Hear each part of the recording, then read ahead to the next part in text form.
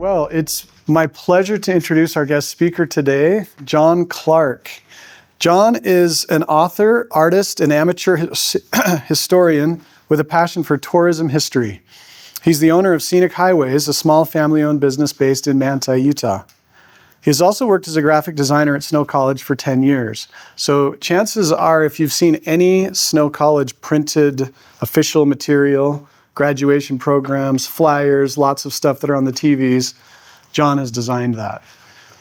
He has an associate's degree from Snow College in art. He also has a bachelor's degree in design and advertising from Utah State University.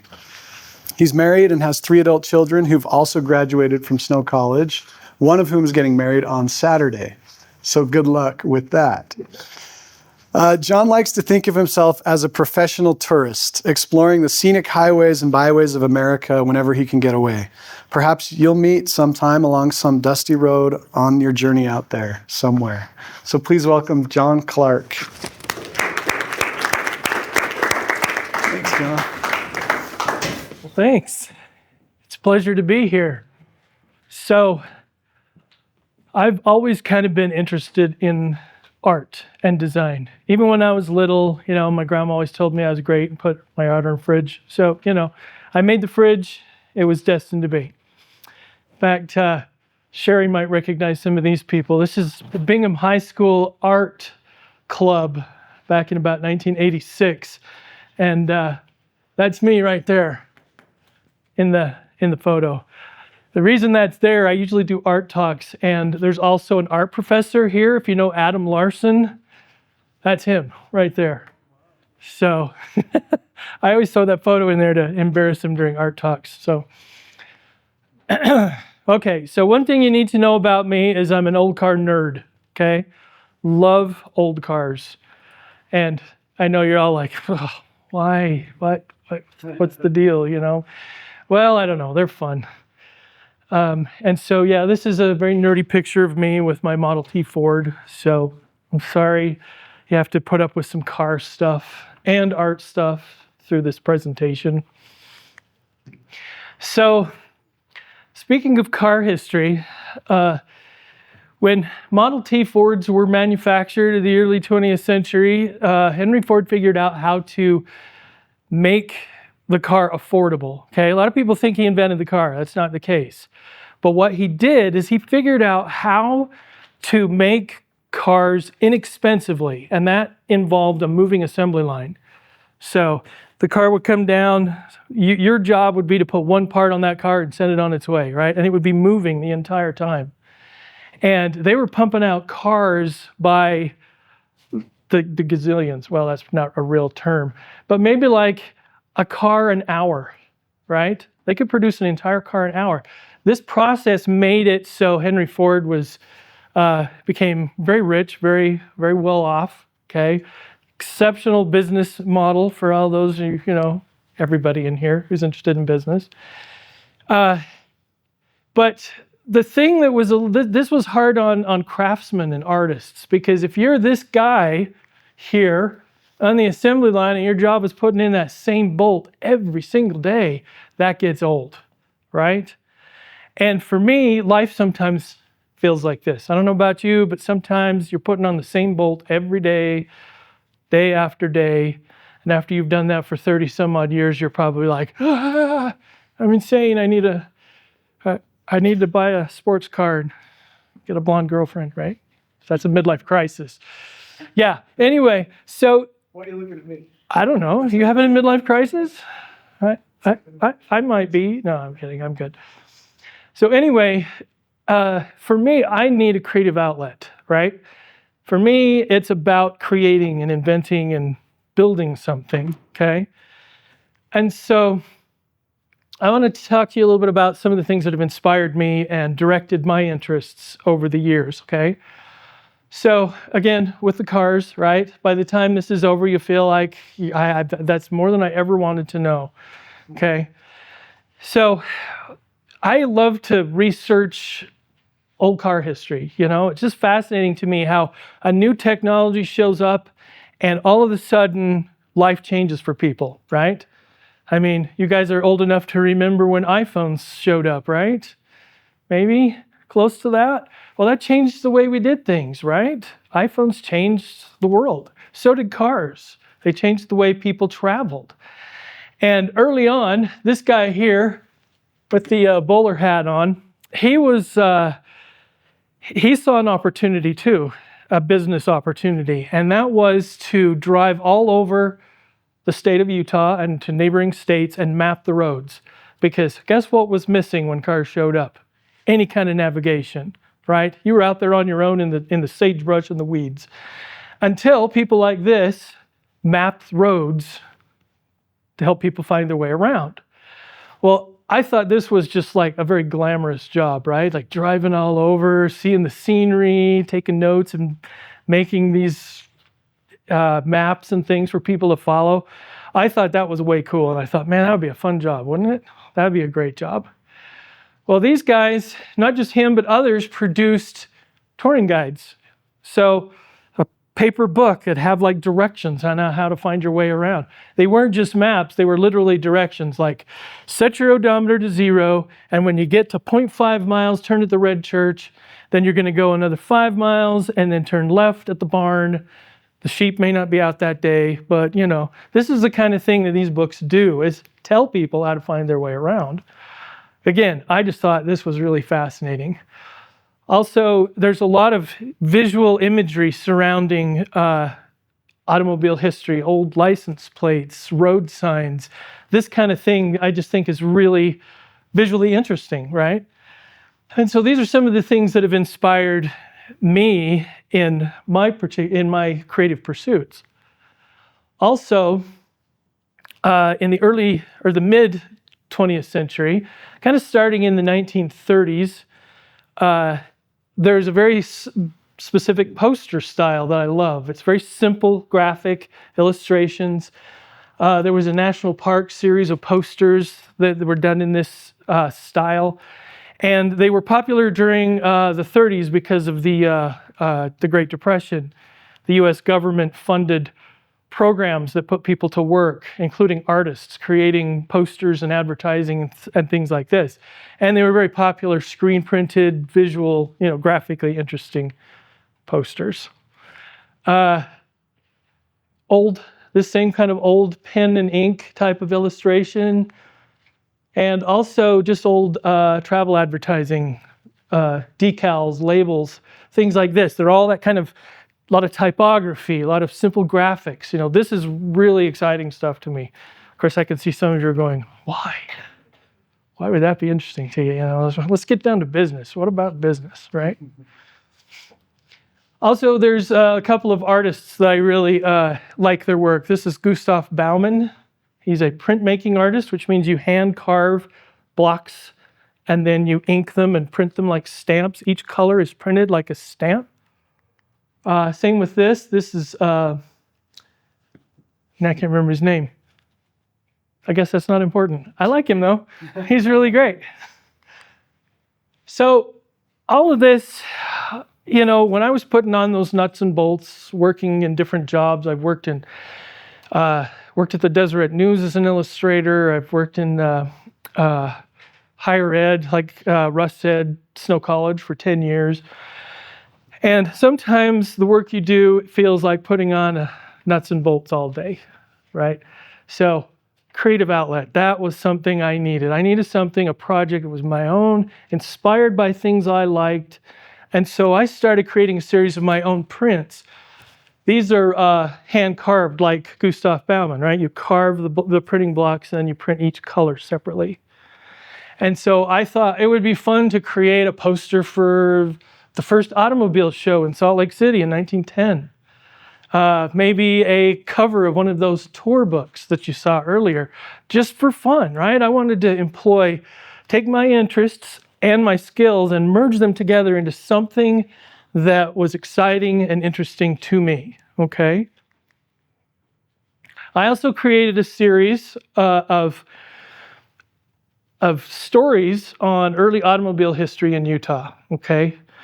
Again, whenever there's a new technology that shows up, there's a lot of interesting stories. How do people react to this? You're used to an old way of life and suddenly there's something new. And for me, those stories are very interesting. And so I started researching these stories, every aspect I could. Early roads, who sold cars and why? How easy was it to find gasoline in the early 20th century? Not easy, by the way. And you could find gasoline at a drugstore. So if all else fails and you can't find it from the local farmer or the blacksmith, you can find it at the drugstore, typically. Strange. Anyway, I called this series Motor Tales. I had a lot of fun designing my logo. I don't know if you can see the car front here with the two headlights, the grille and the windshield in the words here. But I love to play with graphics like that. You know, that's something that I've always been interested in doing. And so here's a series of prints that I created that tell those stories, okay? So like this is about early road trips, what it was like to travel early on. This was about the development of a highway that would cross the continent from New York to San Francisco. And this was about early traffic laws, because traffic laws were very unique and different back in the early days. That was the first speed limit, by the way, in Salt Lake City, 8 miles an hour. And 4 miles an hour through an intersection. And the first guy who got arrested for speeding was a guy named Leroy Snow, who was the son of church president Lorenzo Snow, if you're familiar with that name. Here's a few more. Richel's routes about the early mappers on the left, dealerships in the middle, and the one on the right was about early stereotypes surrounding women in automobiles, because there's a lot of doozies as far as stories when it comes to those stereotypes early on. And then what I would do, I would take that key block, which is the black, and I would convert it to a cover, and I would write these stories, design them, put them together, and then design these covers and put them on these books. And it was all just for me. I mean, I did sell a few of these. It wasn't really a big business venture. I wouldn't say it made a lot of money, mostly enough to pay for my habits, which is collecting old automobile junk. Sorry, I thought that was funny. But anyway, I sold a few of these, and I just to keep things moving, just to pay for things. Oh man, that defaulted. That's not your fault. I should have converted to, there's going to be another one in here that's totally bad. I just realized, because anyway. So finding my unique place, right? As you venture out into entrepreneurship, as you think about creating your own business, you're probably wondering, well, what can I do? What will fit? You know, and sometimes it's just finding a need and filling it, right? If there's no local dog groomer, but there's a whole bunch of dogs, maybe that's a good opportunity. For me, I didn't think that way. For me, I was like, I just want to do what I love, right? I want to do things that I love. And so finding that unique place for me is kind of a winding road, because I wasn't necessarily looking to become an entrepreneur. I was just looking to do something that I liked. So one day, I'm kind of addicted to eBay. I search for old junk on eBay all the time. You know, that's what I meant by habit, right? I haven't started a 12-step program, probably should. But we were searching eBay. Actually, my wife was searching eBay, and she saw this photo, okay? And she knew who that guy was painting right there. His name's John Fairbanks, okay? And here's this is a University of Utah college student watching him paint, but where are they? Can you tell? Zion National Park. That's a really interesting photo, one that I had never seen before. And of course, she looked through, there was like a couple of photos on there, including this one. And I was like, oh my gosh, they're in a car. Isn't that cool? It's a car. And of course, this is again Zion. Well, I was really intrigued by this. And so we bought these photo albums. There was a whole, like 2 of these photo albums we bought off eBay. And it was like, these were amazing pictures. We found out it was this really unique story about the opening of Zion National Park, these photographs covered. And we decided, you know, this would be a great book. Well, most all of these these women here are students from the University of Utah. So we approached the University of Utah about publishing this book, and of course they liked the photos too. That was fortunate. And we ended up producing this photo, basically a photo essay book about the opening of Zion National Park. And of course, that really ignited some of my interests because it was about tourism, it was about history, there was always the old cars in it and stuff. So this is something that we worked on for about a year and had a lot of fun with. Here's some of the interior pages and some fun stories associated with. As we researched this, we found family members of descendants of these women. And this is an article that they had. This was clipped out of a newspaper in London because her fiance, yes, they were engaged, was on a mission in London when she did this. This picture was taken. It showed up in the newspaper in London. And of course, he was like, what the?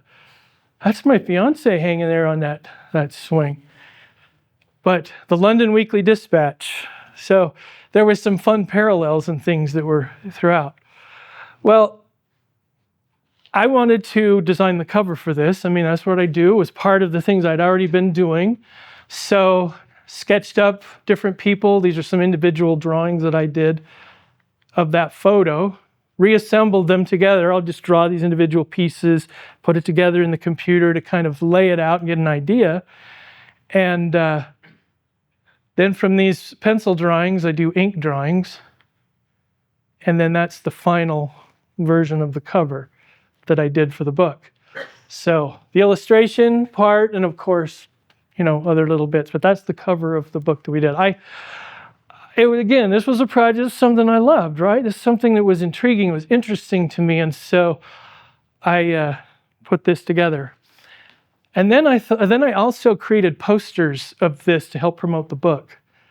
And when Zion National Park picked up the book for sale in their gift shop, I thought, well, I've got a poster. What do you think about selling my poster in your gift shop? And they said, yeah, let's do it. Now, this all sounds really easy. It's not that, this sometimes takes a lot of talking and negotiating, right? But if you're passionate and you're driven about something, I kind of stuck with it and said, there's got to be an opportunity for an in here. So when they finally said yes, I was just like, this is fantastic. Thank you. Anyway, this started a whole different, right? Another rabbit hole, another path, okay? And that's the one thing too, when you're young, which in some audiences and rooms, I am young, like if I'm with my parents, I'm young still. Not here per se, but when you're young, you're not necessarily certain where things are going to take you. And I wasn't certain of that either. I knew what I was interested in. I loved cars, I loved art, but I didn't know what that would look like later, But if you are passionate about something, if you have interests in things, you'll find that your path will kind of emerge. You'll see things you didn't see before. You'll see opportunities that you didn't see before. And so here was an opportunity. I thought, why not do this for other national parks? So let's talk about looking for some of those opportunities. I started finding other photographs, other history, things interesting imagery. This is the opening of the tunnel in Zion National Park in 1930, one of the first cars to drive through to open the brand new tunnel that they built there. I thought, what about a cool poster for the opening of the tunnel or the dedication of the opening of this tunnel? Also, Capitol Reef. That's the closest national park to us. This is Capitol Gorge. I don't know if you've been hiking in Capitol Reef. Capitol Gorge is at the end of the Scenic Drive. So you go past the orchards, follow that road as far as it'll go, and that's Capitol Gorge. Okay? And nowadays you can only hike this. But in the 1930s, that was a road. Oh, wait. Yeah, cars drove through there. And they had to constantly clean up boulders and trees and other things that wash up in here. It was a pain in the neck And by the 60s, they finally said, this is bogus. We can't maintain this because it's very narrow. I mean, this is one of the most narrow spots. You have to kind of pull over and try and let people by. But I still thought that would be a cool idea for a poster, is to highlight the fact that Capitol Gorge used to be the main road through the park. In Arches. Now, if you've been to Arches National Park, you'll notice that what's the most famous thing that's always illustrated, that people always put on a postcard? What is it? Isn't it called Delicate Arch? It is called Delicate Arch. Man, that thing shows up everywhere, right? Well, here's the thing too. I was starting to see that I had a unique offering, okay? Most national parks, if you go and you go to the souvenir gift shop, visitor center, you'll see postcards, magnets, stickers, all those great things that you can buy and put on your water bottle and save for later. They usually feature the most recognizable thing in the park, right? And I was like, okay, here's some of the marketing training I had. I've worked in an ad agency. I had a little bit of marketing training, not an expert, but I realized that one of the principles of marketing is you don't always have to do what everybody else is doing, right? In fact, it's a really tough hill climb if you're trying to do what everybody else is doing. If I try to introduce a new cola in a market with Coke and Pepsi, I'm probably going to fail, right? But if I jump into a market with a twist, something different, then maybe I'll have a chance. So I started looking at parks as the view from the road, okay? So instead of featuring the Delicate Arch, where you have to hike to it, and it's kind of a difficult hike up that first major hill. It's kind of a big sandstone monolith you got to climb. That's a bit of a tough hike at the beginning, especially in the summer. But I noticed that if you come through on the road, here's a feature that everyone who comes into the park is going to see, whether you hike or not, and that's called the Three Gossips right there. So I thought, why not feature the Three Gossips? So there's my drawing of it, inspiration for the car that I wanted to put in it. Drawings of that. Just see the progression of that. The ink drawings, final piece. Okay? And so if you're following that road into Arches, you're going to see that. Everyone who drives into the park is going to see that. Plus, it's different. That's not Delicate Arch, right? And that was intentional. That's an intentional decision because Delicate Arch is already being overdone, okay? Even this typography, I like to create my own typefaces usually, and this type was inspired by an early brochure from Arches National Park. So there's thought put into these, right? It's not just, picking fruit in the whatever and throwing it in the basket. Kind of like, I use that example in my design class because a lot of people, when they want a font, they just get on their computer and go, oh, what do we got in here? What came with the computer? That looks good. Is that what you're doing? Huh? Sorry. Just picking a font. Are you picking a font? Something like that. Yeah, she's picking a font. Okay. All right, so here's a photo I took when visiting Glacier National Park up in Montana. I really loved the way this road, it's called the Going to the Sun Road, weaves up into this actually goes up and over a pass. This is a beautiful drive. Found this cool car, like, yep, that fits the right era. Some sketches while I was there. There's the final. Going to the Sun Road, view from the road. That was becoming my theme. So this is in Canyonlands, and I got to tell you a funny story about this. So I found this picture online, and I'm like, that's a really nice view of Canyonlands, plus it's from a road, right? So that's a good subject.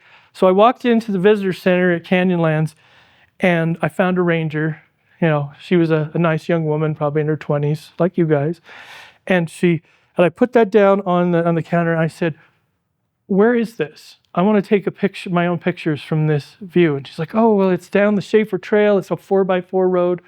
You go down here, but I wouldn't take your car. And I said, well, can I get to this point, though, in my car without, fear of needing to be dragged out by a tow truck? And she said, yeah, you can get to there. And I said, well, see, this is what I'm doing. I'm making these postcards, and I want to do Canyonlands. I want to do that for Canyonlands. And she's like, wait, you make this stuff? And I was like, yeah. She's like, can I give you a hug? I turned to my wife and said, can she? So that's our car down there. It made it, barely. But I took pictures of this very spot. Of course, I changed things up, put a 4x4, four-wheel drive vehicle. And I try to pick vehicles that fit the time period of when the park was founded or some other significant date. So like 1964, that's a 60s era Jeep in that picture. Okay, so show you a couple of others here. This is Cedar Breaks down by Cedar City. And the day I went was very cold. So cold that my ears hurt, so I wrapped the coat around my head instead. And I like to go visit these places. It's part of the passion, right? And it's also part of being informed. Because when you Google a picture, which I'm sure you guys Google, right? You guys do that? So when you Google a picture, does it feel real? I mean, it's kind of cool. Maybe it's a nice beach scene and you're like, oh, I'd like to be there right now. But you're still sitting at your desk. You're still picking fonts, right? That's your environment and piped in air and everything. Wouldn't you like to be on that beach and feel it for yourself? Anytime that, at least in art, if I can go to a place and feel what the temperature is like, the climate is like, what kind of smells are in the air, what kind of, the way the sand feels under your feet, all of these things that your senses are picking up will inform your decisions in art, right? Well, like I say, that day was cold, and they wanted a night sky, so I chose colors intentionally that made it feel cool, right? And that's part of what is important about visiting this place is as you're inspired by these things and actually visiting and experiencing this place, it will inspire your decisions that you make later. Okay, so then I went to Golden Spike up here in northern Utah. Most of the pictures you see of the two trains are like this, right? In fact, you've seen the coin, the Utah coin, that's got the two trains on it, and there's a spike in the middle. Oh, it's a terrible design. It's bad. I mean, so much of the coin is empty because you got these two long trains in a band like this big and all this empty space, right? Well, I was like, it needs to be more interesting. We need an angle. We need something to liven that sucker up, right? Well, on the day that I was there, they were doing a reenactment, and I guess they didn't have enough actors, so they came over to me. Here I am, and they said, "Will you play one of the characters?" And I said, "Yeah. Here's your lines." Okay. So I threw on some. He had some costume stuff. They had the bowler hat and a jacket, but I was like, I'm wearing jeans and a t-shirt. That's a little off. But anyhow, I got to participate and be, I think it was HM Co., one of the, somebody who donated money or something, one of the railroad tycoons. Anyway, fun times, but here's the final piece. It was a warm day. The trains, they're steam engines, they're blowing steam. I wanted something that looked Western, but also warm, right? So typography is also an important choice in these, and we'll talk a little bit about that too. Here's the trail up to Timpanogos Caves. I was hiking there early in the morning. It was like, oh, the sun came up and it was beautiful, highlighting the hillside. And then here's some random guy who didn't know I took a picture of him, which I do a lot. But since I redraw them, I don't have to worry about whether or not because they won't recognize themselves later after they're drawn. But yeah, they end up in my stuff. So here it is. I did put a hat on him, I thought his bald head might get a little bit sunburnt. So, Very considerate. yeah, thank you. Goblin Valley. Oh, yeah. So I was working on this, and I was like, I need a subject. I need to put a person in there. And I didn't know what to do. And so I just left the house, and I wandered around the neighborhood until I found a missionary. And I was like, can you just pose for me? I need a subject for my picture. Yeah, so this guy ended up being my guy here. So yeah, you end up being a little bit resourceful sometimes, trying to find the right pieces. This is Crater Lake. Look how blue that water is. And that's just a picture, right? We talk about Google, but you go there and it's like, whoa, it's even more blue in person. So of course the design would have to include blue, right? That's an important thing. Oh yes, Grand Canyon. Driving along, it was raining most of the day. Clouds were hovering down in the canyon. You couldn't see anything. I was like, at some point I need to get a good shot of this blasted canyon so I can, well, the clouds parted, angels sang, got this pic. There's the Grand Canyon piece. It's the same with this. This is in North Cascades in Washington. This is called Liberty Bell Mountain. It was raining most of the day, but in the evening, the sun highlighted the edge of the rocks. It was like angels again. And was able to choose that. Color looks a little weird on there, but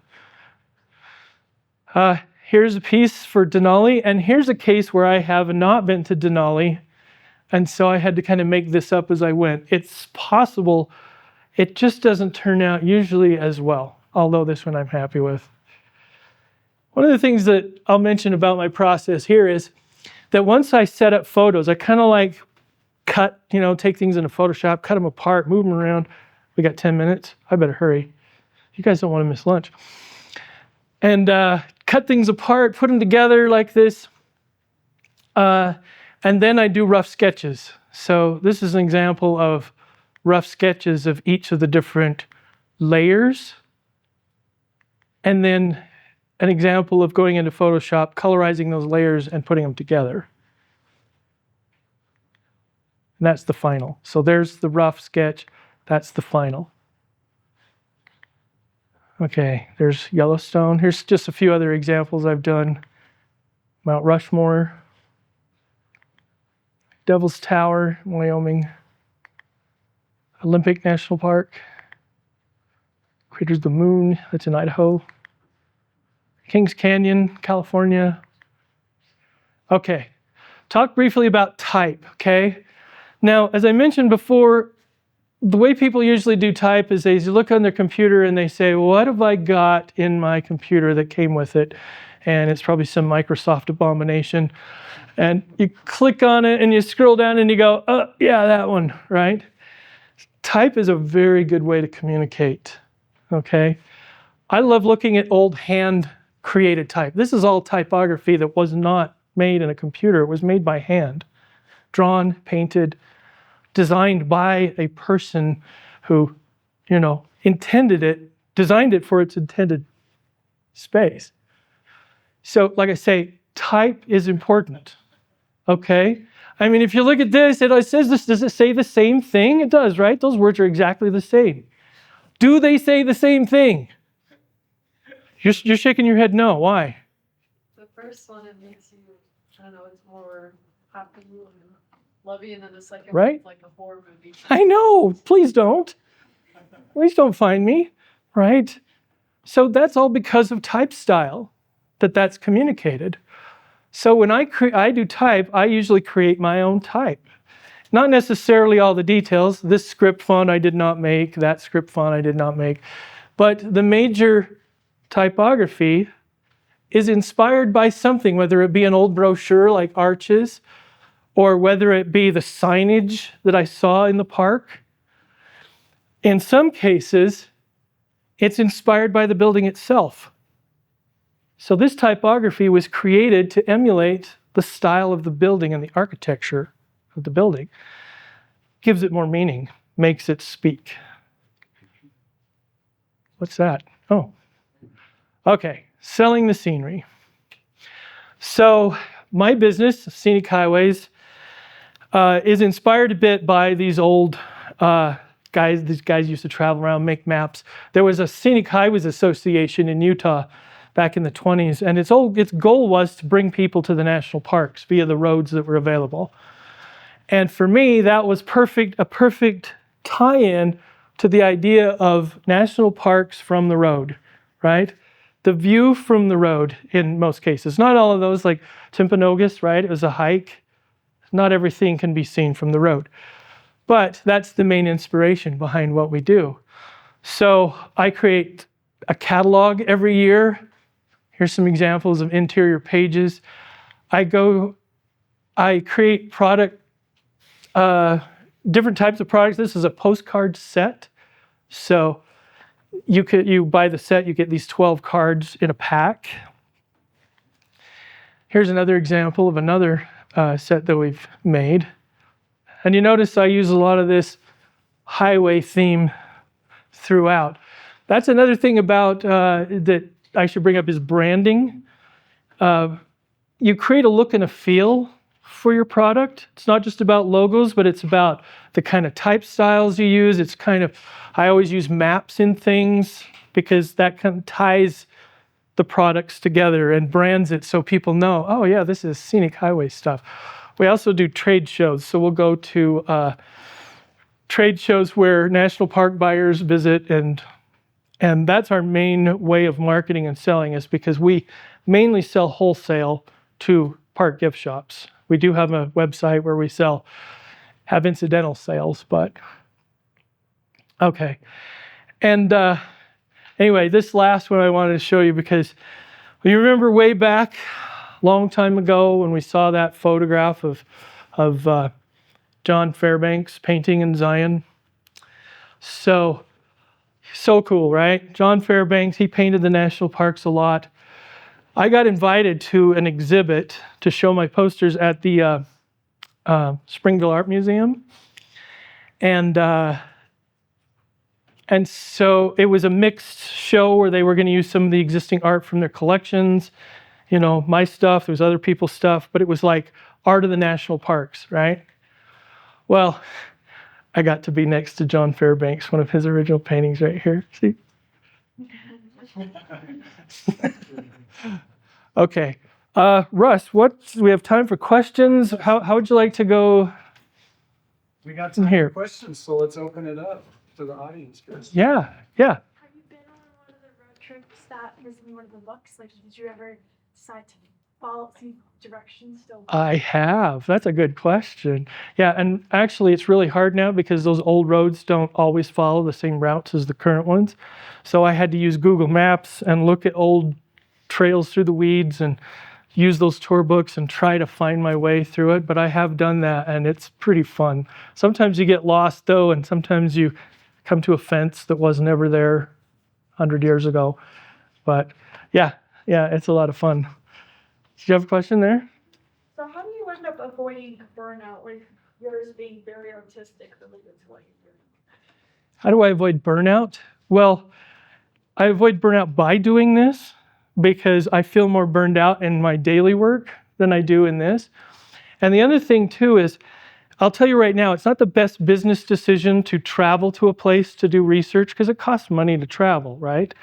But it's part of the passion and it's part of what gets me excited. If I can go and see the place and take these pictures and do this research, it really enlivens me. It really builds me up and gets me excited about working on these projects.